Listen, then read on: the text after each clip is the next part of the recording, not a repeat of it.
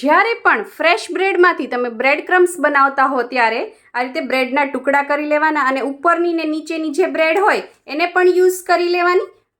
ત્યારબાદ આ ટુકડાને એક મિક્સર જારમાં તમારે નાખી દેવાના છે. આ રીતે જેટલા પણ પીસવા હોય એટલા તમારે લઈ લેવાના અને એની અંદર થોડું મીઠું નાખવાનું છે. મીઠું નાખવાથી એકદમ સરસ એનો જે બ્રેડ ક્રમ્સ છે એ બાર જેવું ટેક્સચર આવશે અને જલ્દીથી બગડશે નહીં.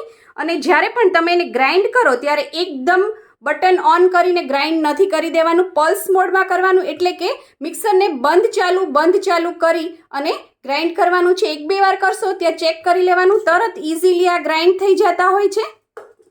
આનો યુઝ તમે કોઈ પણ રેપ, રોલ, ફ્રેન્કીની ટિક્કીના લેયર્સને ક્રિસ્પી બનાવવા માટે કરી શકો છો, અથવા તો કોઈ પણ વસ્તુનું સ્ટફિંગ છે એ એકદમ ઢીલું થઈ ગયું હોય તેમાં થોડોક આ બ્રેડ ક્રમ્સ નાખી દો તો એ સ્ટફિંગ અથવા માવો છે એકદમ સરસ ટાઈટ થઈ જશે.